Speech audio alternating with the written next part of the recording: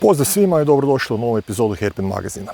Chevrolet Corvette i Ford Mustang su dva američka automobila koja su poznata i onima koji vole automobile i onima koji ne znaju puno o automobilima. Ukoliko pratite naš kanal, znate da smo snimali već 3 generacije Mustanga, a ovo je prva Corvetta koju smo dobili pred objektiv. Danas na testu imamo Corvettu 4. generacije, dakle C4 sa LT1 motorom iz 1994. godine. Ovaj auto ima toliko detalja da bi o njima mogao pričati satima, pa ću se radi toga pokušati koncentrirati samo na ono najbitnije. Prvo ću malo početi s dizajnom. Kao što sami vidite, automobil je izrazito sportski oblikovan.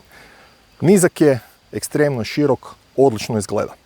Ovakav dizajn je bilo moguće prenijeti iz papira u praksu, između ostalog i radi jedne specifičnosti vezane uz Corvettu, a to je da su svi modeli napravljeni od kompozitnih materijala, uvjetno rečeno plastike. Dakle, prednja hauba, zadnja hauba, krov, vrata, branici, prednji, zadnji, sve što vidite praktički lakirano na automobilu je napravljeno od kompozitnih materijala. Na početku, na prvim generacijama Corvette, tu je korišten fiberglass, međutim kasnije su se počeli koristiti kompozitni materijali, dugotrajni i izdržljivi, kao što je to slučaj i kod ovog automobila. To ne znači da je automobil u potpunosti napravljen od, ajmo to reći, plastike. Naravno, radi čvrstine, radi sigurnosti, neki elementi su tu morali biti napravljeni od čelika, od metala, dakle podnica, pragovi, šasija, okviri vrata, nosači krova, to je sve napravljeno od metala. Tako da neki znaju reći pa Corvetta ne može hrđati jer je napravljena od plastike.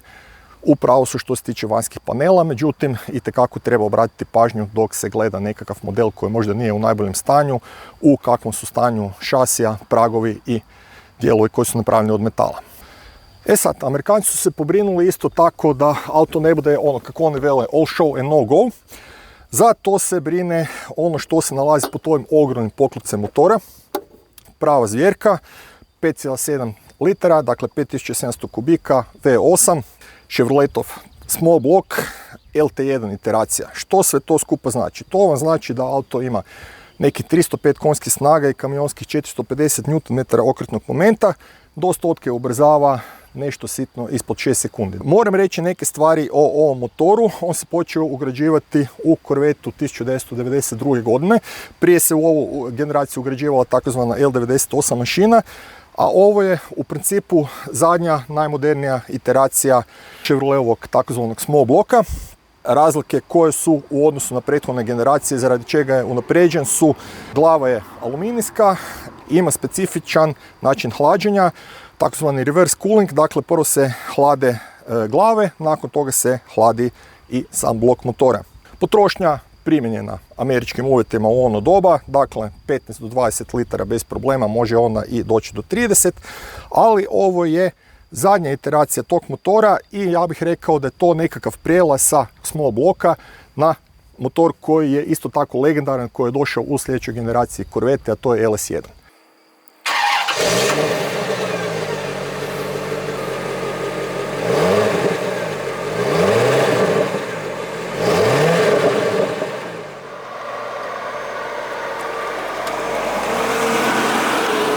Evo nas konačno za volanom pa da vidimo kako se Corvetta ponašaju u vožnji.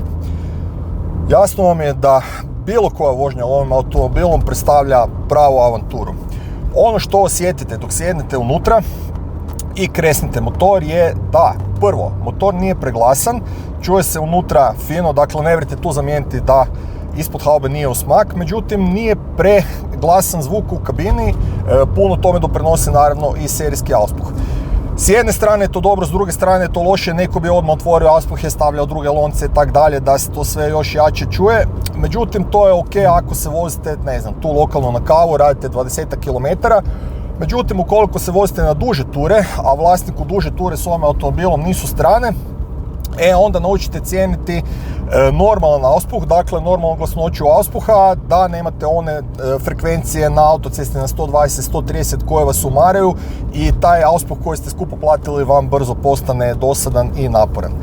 Druga stvar koju ćete primijetiti je volan. Automobil ima servo, međutim servo je i dalje poprilično tvrd i zahtijeva mušku ruku, naročito dok je stavljen sad ovaj aftermarket volan. Pričat ćemo o tome zašto je stavljen i zašto se nalazi u automobilu. Volan je izuzetno direktan, nema nikakvog lufta koji nije rijetkost, mogu slobodno to reći, kod američkih automobila starijih godišta. Dakle, nema nikakvog lufta u sredini i ima isto tako relativno mali hod, dakle kratka je letva od kraja do kraja, od lijeve do desne strane kontra. Lijepo se da voziti automobil.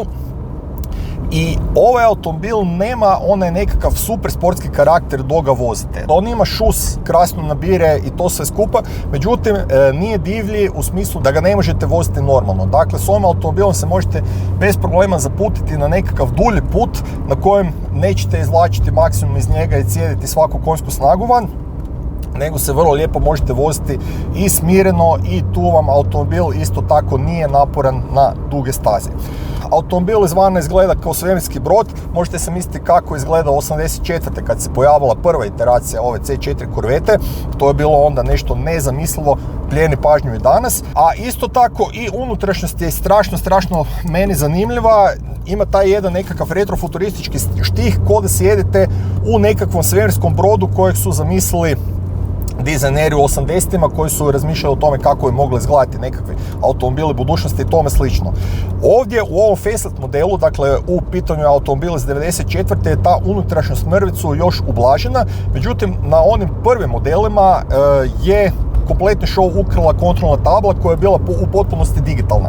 Dakle, u 84. godini vi ste imali digitalne instrumente, digitalne brojače okretaja, digitalni pokazivač brzine, uz sve ostalo, i to je bilo strašno atraktivno, ne toliko pregledno, ne toliko možda zgodno za svakodnevnu vožnju, za praćenje situacije, tako da je u faceliftu se tu malo situacija promijenila i brojač okretaja motora je postao analogni, dok je brzinomjer i dalje ostao digitalan, a s desne strane sad imamo niz instrumenata koji su meni osobno jako bitni, naročito u ovakvom vintage vozilu. Dakle, to su temperatura vode, pritisak ulja, temperatura ulja, sve vam je tu na dohvat ruke, sve vam je tu pod okom, možete pratiti što se dešava s motorom i to je recimo stvarno odlična stvar. Meni nije jasno zašto danas automobili praktički nemaju niti mjerač količine ulja u automobilu, a ovdje ne samo da imate recimo mjerač količine ulja u motoru, imate i mjerač količine ulja u automatskoj getribi. E sad, kad smo kod automatske getribe, situacija je sljedeća. Ovaj automobil konkretno ima trobrzinsku automatsku getribu plus overdrive. Što znači overdrive? Overdrive vam pomaže da se pri visokim brzinama vozite na manjim okretajima motora, dakle manja je buka u unutrašnjosti automobila i manja je potrošnja, naravno. Dakle, idealna situacija za dugačke američke ravne puteve, bacite ga u O i auto cruza svojih 60-70 milja koliko je tamo bila dozvoljena maksimalna brzina. Ukoliko želite izvlačiti maksimalne performanse, normalno ga stavljate u D, onda dozvoljava da okretaji idu više gore i performanse su naravno bolje. Ovaj motor, dakle LT1, je inače dosta bolji, baš što se tiče tih viših okretaja od prethodnika L98 koji je imao drugačiji sustav ubrzgavanja i dosta se mučio, odnosno gušio na višim okretajima. On je bio baš ono pravi muscle motor, momentaš iz podruma, ali poslije se gubila znači snaga i poslije se baš nije najbolje snalazio, dok je ovaj motor stvarno jedna druga priča i nisu mu strane niti visoki okretaj i tu daje isto puno od sebe van i velim guš ga tiskati na tim visokim okretajima, ne? Sam položaj sjedanja unutra totalno ok. Gledajte, Amerikanci su ovak već i onda bili malo gabaritniji, tako da u automobilu u širinu imate više nego dovoljno mjesta. Ja imam i dovoljno mjesta za glavu unutra. Kad smo kod toga, vozimo Targa verziju automobila, dakle bila je u ponudi i Targa, bio je u ponudi i Cabrio. Targa ima fiksno zadnje staklo, skida se samo centralni dio krova. Da bi to napravili, nije vam dovoljno samo stisnuti, ne znam, tu par nekakvih kopči i maknuti krov, ne imate poseban alat ko malu gedoricu s kojom morate odvrnuti krov i možete ga onda pospremiti iza UGPEK. Međutim, ok, s jedne strane super je to jer imate vjetar u kosi, ajmo to tako reći, dobar osjećaj kao da vozite kabriolet. Međutim, sa micanjem krova se jako narušava krutost vozila i automobil se počinje dosta uvijati. Ipak je ovo stara konstrukcija automobila i ukoliko se mislite voziti entuzijastično po zavojima, definitivno vam ne bi preporučio da to radite sa maknutim krovom, nek bude krov montiran, onda se možete lijepo voziti i možete uživati i u motoru i u ovesu. Sad, vele možete uživati u ovesu, neko bi mogao reći, pa o čemu ti pričaš, ovaj auto ima lisnate opruge. Ima oves kakav imaju kamioni ili kakav ima recimo Fičak. Točno je, auto ima lisnate opruge. Međutim, koncepcija tih lisnatih opruga nema apsolutno nikakve veze sa automobilima i vozilima koje sam prije spomenuo. Dakle, ovdje se ne koriste slojevite lisnate opruge, nego automobil ima jednu lisnatu oprugu od kompozitnog materijala i ta lisnata opruga ide sa lijeve na desnu stranu automobila. Dakle, povezuje lijevu i desnu stranu ovesa, po jedna naprijed i iza. Na taj način se omogućilo da se težište automobila još dodatno snizi, a iza je ostalo više mjesta za ispušni sustav i gepek je mogao biti nešto veći, nešto iskoristljivijih dimenzija. Lisnate opruge su Amerikanci stvarno usavršili do krajnjih granica i najbolji pokazatelj za to je da su lisnate opruge se zadržale u korvetama još 3 generacije poslije. Dakle, i generacije 5, 6 i 7 imaju lisnate opruge i voze se izvrsno. I ova se već vozi izvrsno. Tek u zadnjoj aktualnoj generaciji C8 se prešlo s lisnatih opruga na, ajmo to reći, Evropljanima klasični oves. Međutim, Corvette C8 u principu nema apsolutno nikakve veze sa prijašnjim Corvetama jer je to totalno drugčiji automobil, drugčija koncepcija automobila koji ima središnji smješten motor, a ne motor naprijed kao što su imale sve ostale generacije. Što se tiče nekakvog održavanja automobila, jako je zanimljivo to da je scena vintage američkih automobila razvijena ne samo u Americi nego i u Europi, a isto tako još uvijek jako dobro funkcioniraju kanali dostave dijelova iz Amerike. Tako da imate pomalo paradoksalnu situaciju da za neke vintage ili manje vintage europske automobile već teško možete nabaviti dijelove, dok se za američke automobile nabavi sve. Evo sad ću tu malo stisnuti gas.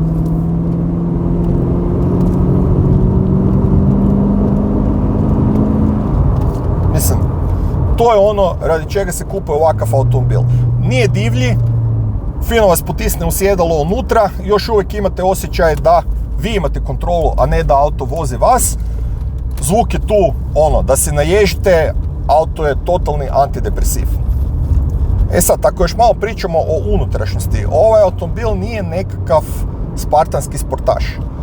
Vi u njemu imate i klima uređaj koji odlično radi, sjedala se podešavaju električno, imate tempomat, dakle imate dosta tih nekakvih gadgeta koje vam olakšavaju svakodnevnu vožnju i pomažu vam da vam vožnja bude udobnija i u nekakvim nepovoljnim vremenskim uvjetima. Naravno imate i kontrolu proklizavanja, imate ABS, dakle sve skupa je tu ok. U ovoj facelift generaciji su tu i zračni jastuci suvozački i vozački. U ovom konkretnom primjeru je volan zamijenjen originalni jer je jednostavno, stvarno, iskreno, jako ružan, dvokraki sa ogromnim zračnim jastukom unutra. Tako je to onda funkcioniralo, zračni jastuci su bili jednostavno drugačije pakirani, bili su puno veći, nije se moglo to drugačije napraviti, pa je vlasnik pospremio taj originalni volan na vitrinu, a unutra je stavio ovaj old school bez zračnog jastuka, dobro mu paše i velim ne bode tako u oči kao što to bode originalni volan, zato je volan izvađen van. Sama kvaliteta plastike unutra po meni je totalno sekundarno u ovakvom automobilu, ali dotaknut ću se malo i toga. Gledajte, znači ovdje nisu korišteni nekakvi ne znam kakvi fancy kvalitetni materijali i tome slično, korištena je obična plastika, jer ovo u principu dok je bio novi auto nije bio namijenjen nekakvoj eliti, nije bio namijenjen nekakvim super bogatašima, nego je bio namijenjen i američkoj radničkoj klasi koja se je mogla priuštiti takav automobil, a onda su morale biti tu napravljene nekakve uštede. Ne možete sad očekivati top motor, dobro ponašanje u zavojima i tome slično i da automobil bude unutra napravljen, ne znam, od kože mamuta, tipke su plastične. S jedne strane, dakle, nemaju taj nekakav premium osjećaj, ali s druge strane, kroz protok godina se pokazuje da je to u stvari bila dobra odluka, jer tu nema nekakvog soft touch materijala koji se s vremenom počinje odljepljivati, pa postaje nekakav mastan, pa postaje ljepljiv dok ga dirate rukama, prstima i tak dalje. Sve to skupa onak izgleda užasno, kao što je to slučaj kod nekih talijanskih automobila istog razdoblja. Tako da je ovo u stvari vrlo dobro rješenje. A velim, tok je sad, nema neke stvari koje su još dodatno skrivene sa nekakvim blendama ili što unutrašnjost nešto malo krcka. Nije to da sad sve tu krcka, zveći i tome slično, ne, unutrašnjost je totalno ok. Dok imate ovaj motor pod haubom, pretrpet ćete si bome malo krckanje. Evo, znači, dok malo potjeramo automobil kroz zavoje, stvarno odlično se vozi. Pohvalit ću isto tako i kočnice. I velim, stvarno je gušto ovak za vikend se malo propelati tu po nekakvim lijepim cestama, dobrim zavojima, naravno, ne pretjerivati s brzinom, ali opet se izguštati malo. Automobil ima još jednu specifičnost, a to su njegovi kotači. U ovom dizajnu naplataka postoje posebni kotač za svaku stranu. Normalno je i često je da su prednji kotači uži od zadnjih, međutim ovdje zbog samog dizajna naplataka, zbog dizajna ovih krakova, imate kotače za lijevu strane i kotače za desnu stranu. Tehnički možete prebaciti ovaj kotač s lijeve strane na desnu, međutim izgledati će čudno i narušiti će taj nekakav kompletni flow, ne znam kako bi se to drugačije izrazio, taj dizajn automobila radi kojeg je automobil u stvari tako uspješan. Kakav bi bio nekakav konačni zaključak na kraju ovog testa? S mog osobnog gledišta, koje ne mora biti jednako kao i vaše, ovo je u ovih 5 godina koliko snimamo testove automobila na Hairpin Magazine kanalu, definitivno automobil koji spada u top 3 automobila koje smo do sad vozili. Dakle, stvarno mi se strašno dopao i ima sve ono što ja tražim od ovakvog tipa automobila. Od nekakve emocije koju probudi u meni, volje da ga vozim, od snage, od mogućnosti kontroliranja te snage, od nekakve udobnosti, dakle ovo nije nekakav hardcore trkač nakon kojeg me bole križa nakon što odvezem neki 50 km. Ova Corvetta ove generacije je meni inače visela na zidu i stvarno sam dugo htio isprobati ju kakva je u praksi. Malo sam se čak i pribojavao da li će me auto razočarati, nije to rijedak slučaj da neki automobili koje ste gledali u časopisima na televiziji ili koji su bili na posterima vas razočaraju dok ih prvi put probate voziti, međutim ovaj automobil je mene stvarno oduševio i velim stvarno u top 3 automobila koje sam do sad vozio. I evo, s ovim smo polako došli do samog kraja našeg testa ove krasne Corvette. Ja se zahvaljujem vlasniku što nam je poklonio povjerenje i dao nam auto na test. Stvarno me auto oduševio i bome sam se uhvatio da love malo oglasnike i da gledam kakva je situacija s ovakvim rabljenim Corvettama i čak nije tako loša. Ja se vama u svakom slučaju zahvaljujem da ste gledali još jednu epizodu Hairpin Magazina. Nadam se da vam se i test automobil dopao i da ćemo se uskoro vidjeti i u nekim novim epizodama. Lijepi pozdrav, bog svima!